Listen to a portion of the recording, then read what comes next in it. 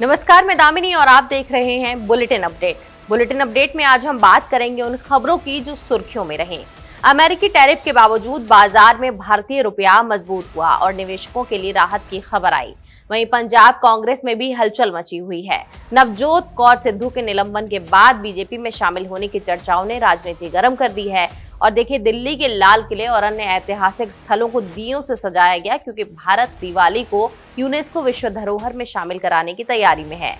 इसके अलावा कांग्रेस सांसद शशि थरूर ने Veer Savarkar international impact award 2025 स्वीकार करने से साफ इनकार कर दिया है। इसी बीच सोशल मीडिया पर भी लोग अब जोर जोर से सवाल उठा रहे हैं कि क्या चुनाव आयोग को किसी मतदाता की नागरिकता पर शक करने का अधिकार है। इन सब पर बात करेंगे, लेकिन उससे पहले एक नजर आज की हेडलाइंस पर। भारत में अमेरिका सोयाबीन बेचने की मिल सकती है इजाजत, 1 साल बाद हो सकती है ट्रेड डील। अमेरिका में सबसे ज्यादा शराबियों का वीजा कैंसिल, इस साल अब तक 85,000 वीजा रद्द, इनमें आधे नशे में गाड़ी चलाते पकड़े गए थे। बलूचिस्तान में 8 लोगों को जलते कोयलों पर चलने की दी सजा, चोरी का था शक। अमेरिका के फ्लोरिडा में हाईवे पर दौड़ती कार के ऊपर प्लेन गिरा, वीडियो हुआ वायरल। अमेरिका में पायलट ने इमरजेंसी में सड़क पर उतारा, बाल बाल बचे ड्राइवर। दिल्ली हाईकोर्ट बोला, इंडिगो फेल हुई तो सरकार ने क्या किया, 4,000 का टिकट 30,000 तक कैसे पहुंचा, आपने ही ऐसे हालात बनने दिए। बढ़ते हैं मुख्य खबर की ओर। सुबह तक कमजोर दिखाई दे रहा रुपया शाम तक मजबूत हो गया। ट्रंप की बासमती चावल पर टैरिफ धमकी के चलते रुपए ने 90.15 पर कारोबार शुरू किया, लेकिन दिन के अंत में 17 पैसे मजबूत होकर 89.88 पर बंद हुआ। यानी शुरुआती डर खत्म और रुपया पहले से मजबूत। आखिर ऐसा क्या हुआ, आइए जानते हैं। सबसे बड़ी वजह मानी जा रही है अमेरिकी फेडरल रिजर्व की अहम मीटिंग। उम्मीद है कि फेड इस बार ब्याज दरों में 25 बेसिस पॉइंट की कटौती कर सकता है। ब्याज कटौती का मतलब है अमेरिकी डॉलर कमजोर होगा और इसका सीधा फायदा भारत जैसे देशों की करेंसी को मिलता है। दूसरा बड़ा फैक्टर डॉलर इंडेक्स में गिरावट।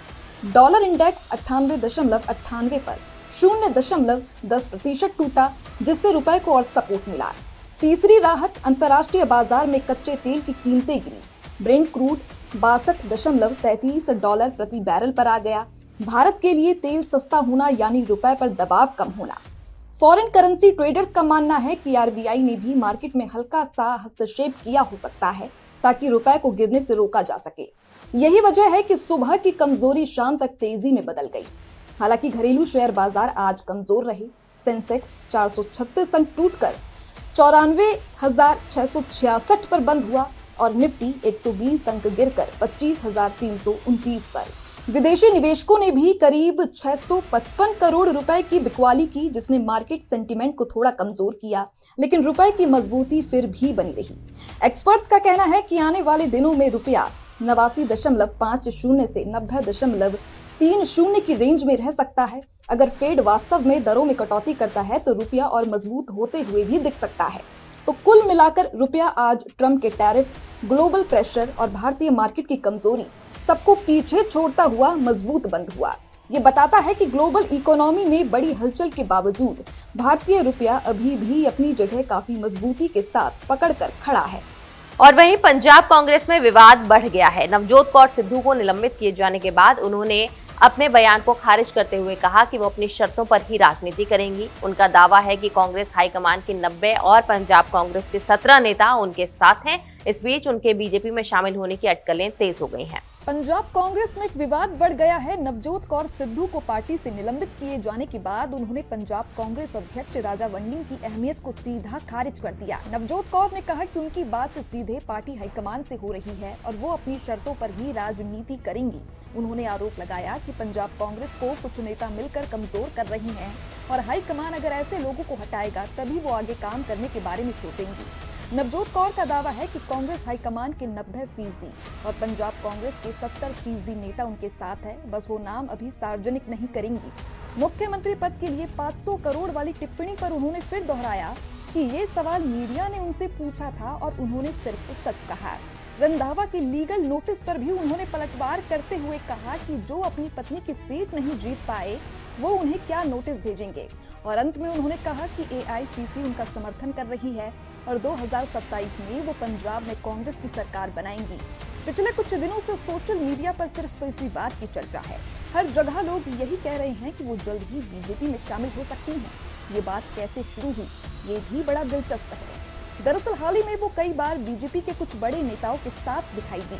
कुछ इवेंट्स में उनकी मौजूदगी ने लोगों का ध्यान खींच लिया। सोशल मीडिया पर उनकी कुछ तस्वीरें और वीडियो वायरल हो रही हैं, जिनमें लोग कमेंट कर रहे हैं कि शायद ये किसी बड़े राजनीतिक कदम का इशारा है। कई लोग तो कह रहे हैं कि उनकी बॉडी लैंग्वेज और अंदाज ये साफ बता रहा है कि कुछ बड़ा होने वाला है। लोग बार बार पूछ रहे हैं कि क्या ये महज इत्तेफाक है या फिर कोई असली राजनीतिक प्लानिंग चल रही है। हालांकि अभी तक उनकी ओर से कोई आधिकारिक बयान नहीं आया है।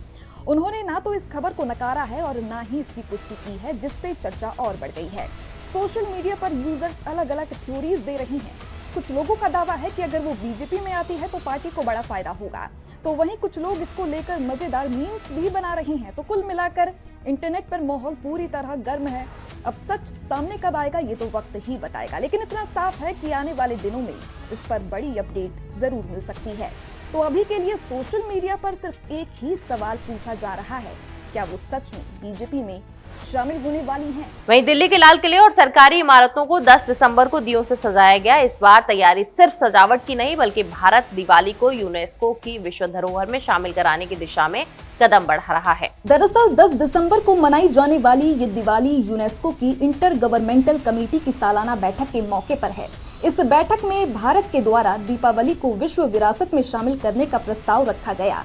दुनिया भर से 54 अमूर्त सांस्कृतिक विरासतों पर विचार किया जाएगा और 10 दिसंबर को दीपावली के प्रस्ताव पर भी फैसला होने की संभावना है। अगर प्रस्ताव पास हो गया तो ये भारतीय संस्कृति का बड़ा अंतर्राष्ट्रीय पहचान का मौका होगा। यूनेस्को की ये बैठक हर 2 साल में आयोजित होती है। भारत ने पहले ही अगली बैठक 2027 के लिए छठ पूजा का प्रस्ताव भेज दिया है। भारत ने इस प्रस्ताव में कहा कि दीपावली दुनिया का सबसे लोकप्रिय पर्व है। इसमें घर, बाजार और सड़कें साफ सुथरी की जाती हैं और परिवार के सभी सदस्य मिलकर इसे मनाते हैं। भारत ने अब तक 15 विरासतों को 5 श्रेणियों में यूनेस्को की विश्व धरोहर सूची में शामिल कराया है। इस बार भारत पहली बार यूनेस्को पैनल की मेजबानी कर रहा है। उद्घाटन समारोह में केंद्रीय मंत्री गजेंद्र सिंह शेखावत, यूनेस्को के महानिदेशक खालिद अल ऐनानी, दिल्ली की मुख्यमंत्री रेखा गुप्ता और भारत के यूनेस्को राजदूत विशाल वी शर्मा शामिल हुए। इस सत्र में सदस्य देशों के नामांकन, मौजूदा तत्वों की समीक्षा और अमूर्त सांस्कृतिक विरासत की सुरक्षा पर अंतर्राष्ट्रीय चर्चा होगी। और वहीं कांग्रेस सांसद शशि थरूर को Veer Savarkar international impact award 2025 के लिए नॉमिनेट किया गया, लेकिन उन्होंने इसे स्वीकार करने से साफ मना कर दिया।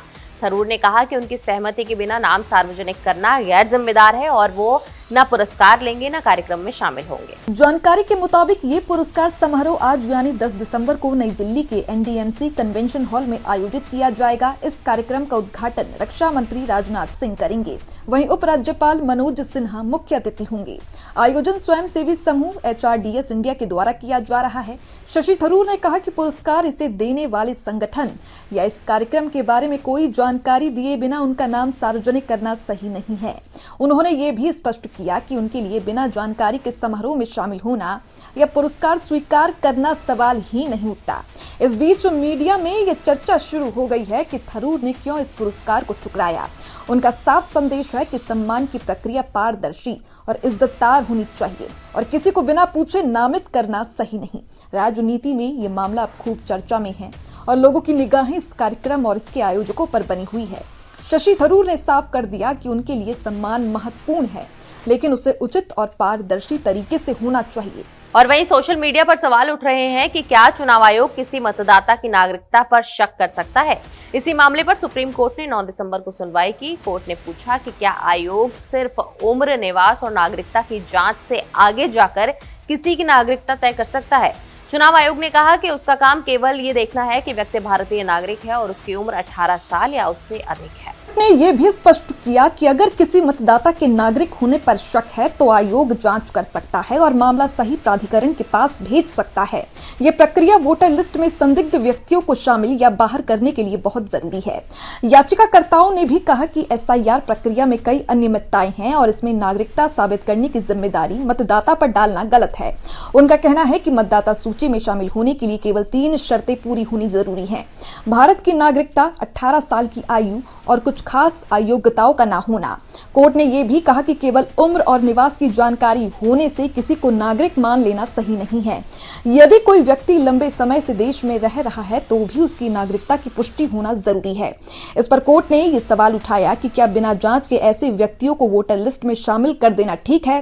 कोर्ट ने कहा है कि नागरिकता एक संवैधानिक जरूरत है और इसे नजरअंदाज नहीं किया जा सकता। सुप्रीम कोर्ट ने इस मामले में ये भी स्पष्ट किया कि चुनाव आयोग के पास ये अधिकार है कि वो संदिग्ध मतदाताओं के मामलों की जांच करे और उन्हें सही प्राधिकरण के पास भेजे।